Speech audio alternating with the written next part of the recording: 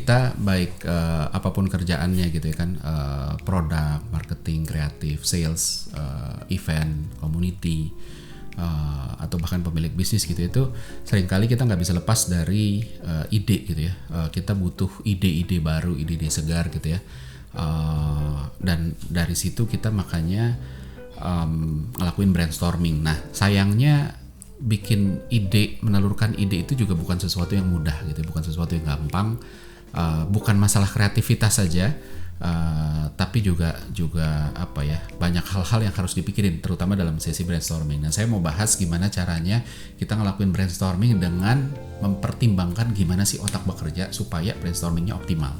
Itu satu. Tapi seperti biasa, saya mau kasih tahu bahwa video ini dan semua video saya di podcast ini itu sebenarnya potongan kecil dari buku saya Brain and Brand, bisa didapetin di Tokopedia, Shopee, ada linknya di bawah.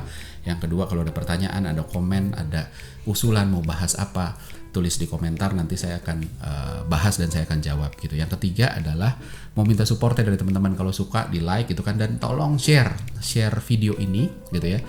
Oke, kita lanjut. Nah, kalau kita ngomongin soal brainstorming, namanya aja brainstorming, ada brainnya gitu. Jadi agak sulit kita ngomongin brainstorming, agak sulit kita menjalankan brainstorming kalau kita nggak ngerti gimana brain bekerja gitu. Jadi penting banget itu harus dipegang. Nah, kalau kita nggak ngerti, makanya akhirnya ngawur gitu. Brainstormingnya akhirnya bukan brainstorming, tapi sebenarnya lebih ke doktrinasi aja. Yuk kita duduk bareng-bareng, tapi idenya si bosnya aja gitu ya.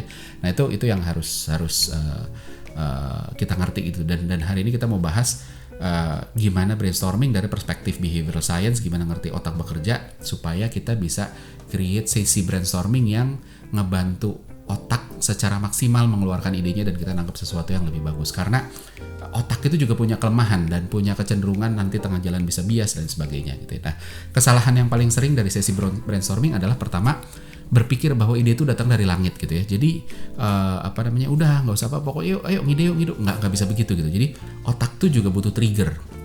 Tanpa trigger otak tuh bingung harus mulainya dari mana sih, idenya harus dimulainya dari mana. Terus habis itu kesalahan kedua adalah ide itu jangan dikekang, dibebasin aja. Jadi nggak usah ada batasan. Udah yuk keluarin aja apapun, nggak ada batasan kok. Salah. Justru itu yang bikin ide tuh nggak keluar, karena otak pun butuh pagar ya, butuh batasan supaya abis itu kita bisa tahu, oh di sini toh kalau dibebasin otak pun jadi terlalu bingung gitu, nyarinya dari mana yang tadi saya bilang di awalnya. Nah terus habis itu ketiga adalah ide jelek itu nggak usah dipelihara, kita cuma fokus sama ide bagus gitu. Nah ini juga seringkali salah, karena dalam banyak kesempatan ide jelek itu justru men-trigger ide bagus untuk muncul. That's why makanya itu yang harus hati-hati ya. Nah prosesnya gimana sih gitu.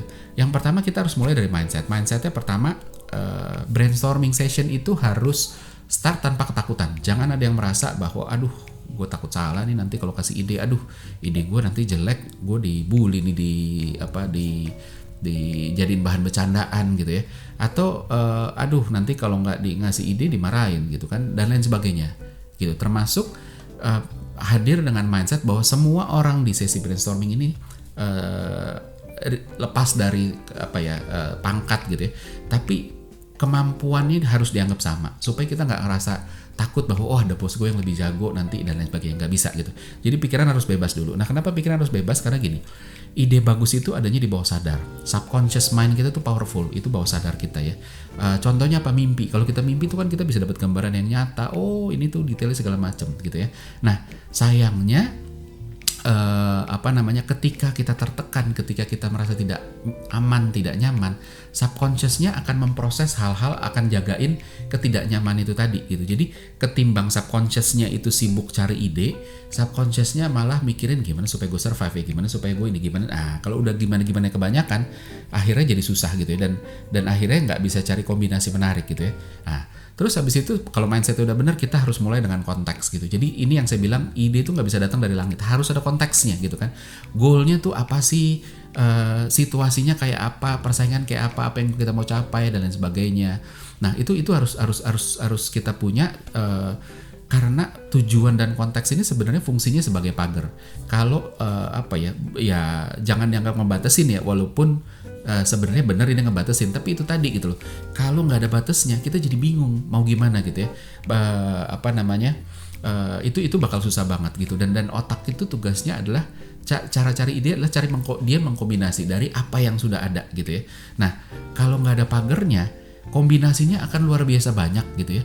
Terus habis itu tapi kita bingung mana yang lebih bagus karena nggak ada pagernya. Kita tidak bisa menentukan mana yang di dalam pagar, mana yang di luar pagar karena nggak ada pagar gitu, karena pagarnya terlalu gede sehingga akhirnya jadi kita nggak bisa justify. Contoh misalnya kita disuruh cari ide makanan enak, tempat makan enak Jakarta. Ide yang muncul pertama, makan kue tiaw aja di Kelapa Gading, atau kita makan seafood di Muara Karang, atau kita makan steak di Senopati, atau sushi di Melawai gitu ya, atau soto Betawi Manggarai. Benar, semuanya enak gitu ya. Tapi kita nggak bisa, akan kesulitan menjustifikasi mana yang lebih enak gitu ya. Karena satu, rasa itu subjektif, kedua nggak bisa di-compare antara steak sama sushi, sama seafood, sama soto Betawi, itu nggak bisa di-compare. Maka dari itu kalau bisa dipagerin, contoh misalnya apa? Yuk cari makanan enak berkuah di Jakarta. Nah gampang, steak nggak masuk, sate nggak masuk, seafood ya kalau sop ikan masih, tapi kalau ikan bakar enggak gitu ya. Kue tiaw ya kalau kue tiaw kuah bisa, tapi kalau enggak gitu. Jadi kita lebih bisa mengerucutkan dan idenya lebih bisa dijustify begitu ya. Walaupun nanti pada akhirnya selalu ada porsi di mana abu-abu ya, gray area ya, itu nggak apa-apa, tapi setidaknya tidak terjadi di awal gitu ya.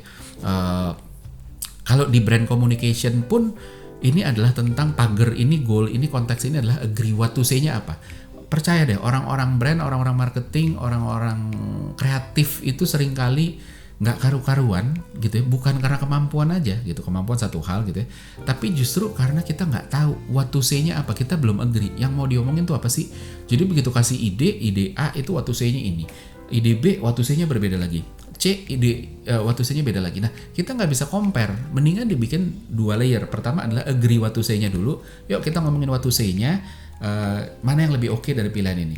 Abis itu baru kita kerucutin how to say-nya dengan what to say yang udah disepakatin. Jadi lebih enak, justifikasinya pun lebih enak. Nah setelah konteks tujuannya clear, masuk ke referensi. Kita harus banyakin referensi. Jadi balik lagi, ini juga membuktikan bahwa ini nggak datang ujuk-ujuk dari langit. Dia butuh sesuatu sebagai bahan untuk dikombinasiin. Dan referensi ini adalah bahan yang bisa kasih tadi gitu ya. Jadi untuk dijadiin starting point untuk kalau ini digabung sama ini jadi apa ya, kalau ini dimodifikasi ini jadi apa ya, kalau membuat satu yang baru dengan inspirasi ini itu apa ya. That's why makanya there is new under the sun ya kan, there's nothing new under the sun gitu ya. Karena apa? Karena itu tadi gitu, karena memang otak kita cuma bisa mikirin dari satu starting point. Nah starting point itu salah satunya referensi. Makanya kalau kita bisa kasih referensi yang banyak, ya banyak ini nggak super banyak ya, tapi yang cukup dan relevan, yang penting dia jadi punya bahan untuk kalau gitu diginiin aja deh, kalau gitu diginiin aja deh, dan lain sebagainya gitu. Jadi itu penting banget gitu ya. Nah jenis referensi ini macam-macam gitu. Kalau kita ngomongin, balik lagi karena saya orang marketing, saya kasih contohnya marketing ya. Produk pun sebenarnya masih bisa. Jenis referensinya itu bisa insight konsumen gitu ya. Biasanya saya memulai dengan pain, pleasure, desire, anxiety-nya konsumen itu apa sih, behavior-nya, current behavior itu kayak apa sih, dan lain sebagainya. Dari sana kita jadi ngerti konsumen tuh gitu, gini segala macam ya. Nah terus habis itu brand lain ngapain gitu kan, kompetitor kita tuh ngapain sih gitu kan, ngomongnya apa dan sebagainya. Terus habis itu brand lain yang marketnya sama tuh ngapain, terus brand lain yang produknya mirip-mirip atau bersinggungan itu ngapain gitu. Jadi itu bisa jadi referensi. Juga tren yang lagi terjadi sekarang tuh apa sih gitu. Nah intinya ini adalah tentang kasih sebanyak-banyaknya bahan untuk diserap otak, untuk dijadiin bahan untuk modifikasi. Kalau gitu saya modifikasi ini, saya kombinasi ini, dan lain sebagainya gitu. Yang penting ingat kata kuncinya ketika kita ngomongin referensi adalah itu harus relevan dan terkoneksi sama konteksnya, sama goalnya. Kalau enggak malah jadi mengaburkan, orang tuh habis itu bingung. Ini diserap sama otak sebagai sesuatu yang seolah-olah jadi bahan, tapi padahal enggak.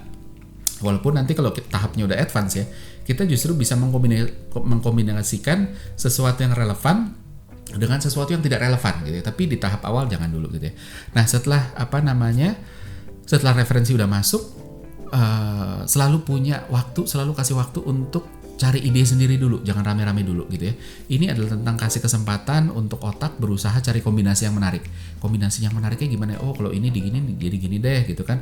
Subjectivity penting banget. Jadi jangan salah, subjectivity itu tidak salah sama sekali. Subjectivity di level ini digunakan untuk memperkaya perspektif, sehingga nanti ketika kita brainstorming di grup lebih gede, subjectivity ini fungsinya adalah memperkaya perspektif sehingga kita punya objectivity. Ya, jadi kalau kita belum datang dengan subjectivity kita datang ke brainstorming, akhirnya tidak ada objectivity. Akhirnya cuma ada kompromi atas sesuatu yang perspektifnya aja belum ajak gitu. Terus habis itu kita kompromi dan itu bahaya gitu. Jadi makanya punya waktu untuk dari referensi tadi, pagar yang udah dikasih, konteksnya udah tahu gitu ya, untuk kalau saya akan bikinnya gini, kayak saya gitu, dicatat aja semua gitu ya. Nah terus habis itu baru masuk ke mulai ke sesi brainstorming. Jadi ini pun tahapnya udah banyak ya, that's why makanya cari ide tuh nggak bisa cepet gitu loh. Masuk ke brainstorming. Nah di sesi brainstorming awal ini rame-rame saling lempar ide, jangan terlalu banyak hakimin gitu ya. Pokoknya dicerna dulu aja, serap untuk dua hal. Pertama adalah untuk ngerti ini orang punya ide ini, dia datangnya tuh dari angle mana sih gitu ya, itu satu. Kedua, diserap untuk memperkaya perspektif yang kita udah punya. Oh, dia masuknya dari angle sana ya, saya tuh tadi angle-nya sini gitu. Kalau digabungin tuh sebenarnya ada menarik tuh, ada koneksinya dan lain sebagainya gitu. Jadi arahnya ke sana. Nah, terus ide jelek jangan dibunuh dulu, ini bisa buat jadi nge-trigger gitu ya. Nah, sesi ini sebenarnya mirip kayak cari referensi, tapi udah lebih matang karena udah dalam bentuk ide. Kalau tadi referensi kan masih mentah banget ya. Nah, setelah itu baru kita mulai diskusi untuk kembangin. Jadi apa yang oke gitu ya, apa yang enggak, kurangnya di mana, gimana supaya lebih oke. Jadi bukan untuk menyingkirkan ide jelek gitu ya, nggak perlu disingkirkan gitu. Tapi secara otomatis sebenarnya ide jelek itu akan kelihatan ketika tidak ada yang nanggepin, ketika sip gitu ya, udah cuma gitu doang. Tapi ide-ide yang bagus atau bahkan ide jelek yang bisa men-trigger ide bagus itu akan banyak ditanggapin, kalau gue akan gue giniin deh, ini bagus tapi kalau gue mungkin akan begini dan lain sebagainya gitu. Jadi jangan membantai, tapi lebih fokusnya lebih ke memoles gitu ya. Dan diskusi terus tektokan terus untuk nyempurnain gitu. Nanti mengerucut sendiri tanpa harus dibunuh gitu ya. Jadi mana yang lebih oke. Nah, sesi ini bisa dilakukan beberapa round, nggak cuma 1 round, bisa 2 round, bisa 3 round tergantung waktunya. Tapi 1 round pun nggak apa-apa. Tapi pokoknya udah lempar dulu, udah. Nah, penting nih, abis ini jangan buru-buru langsung putusin. Jadi brainstorming itu bukan satu sesi udah selesai gitu. Harus break dulu, abis itu break dulu. Breaknya berapa jam? Bukan jam, ini harian kalau bisa. Kenapa? Karena ketika kita brainstorming tadi, ketika kita diskusi, otak kita ketarik lebih dalam, yang akhirnya kita jadi bias gitu ya. Ini sama kayak orang-orang yang udah satu geng, bercandaannya yang ngerti cuma dia doang, teman-temannya nggak ada yang ngerti. Orang-orang di luar kelompok itu nggak ngerti gitu ya. Atau sama kayak orang yang ngerjain sesuatu, lalu ada typo gitu kan. Bikin brosur terus ada typo. Kok nggak lihat sih lo? Ya iya, karena dia udah bias, sudah attentionnya udah kemana-mana gitu ya. Sehingga detail-detailnya hilang. Makanya yang harus ngecek adalah orang lain. Gitu. Nah, jadi sebenarnya break ini pentingnya adalah untuk ngasih kesempatan ke diri kita untuk jadi pihak netral dulu, untuk nurunin biasnya dulu. Nggak usah dipikirin dulu, nggak boleh ngerjain yang lain dulu, pokoknya udah tinggalin aja dulu gitu ya. Kasih kesempatan otak untuk jadi outsider sehingga kita bisa bebas dari bias dan punya perspektif yang lebih netral. Ini penting banget ya. Nah, jadi bukan cuma sejam 2 jam, kalau bisa minimal sehari, syukur-syukur beberapa hari gitu ya. Nah, habis itu baru masuk ke sesi final. Sesi finalnya tuh ngapain gitu? Kalau udah cukup clear, balik lagi direvisit idenya, yuk ngobrol bareng-bareng lagi. Nah, di sini akan kelihatan gitu ya. Yang bias yang mana? Kelihatannya dari mana? Yang tadinya kita di sesi awal, wah ini menarik nih, ini gini. Begitu setelah break kita balik lagi, bisa aja nih justru ide-ide yang kayaknya kurang serp deh, kayaknya ini deh, kayaknya itu deh. Nah, sementara yang bagus itu yang tadinya emang udah bagus dan kita masih yakin. Gimana, masih yakin nggak sama yang ini? Oh ya masih yakin, ini emang oke. Bahkan gue nemu pengembangannya bisa lebih wah lagi ya, dan lain sebagainya gitu ya. Ada juga tapi yang awalnya emang udah nggak oke dan tetap nggak oke itu ada gitu ya.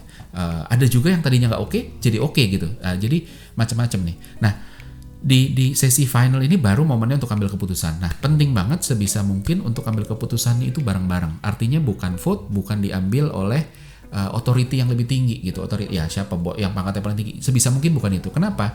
Karena kalau ide ini memang bagus, harusnya semua sepakat gitu. Dan makanya sesi brainstorming itu adalah tempat di mana bukan kita kasih ide aja, tapi juga kita untuk argue, untuk kasih argumen, untuk bisa ngeyakinin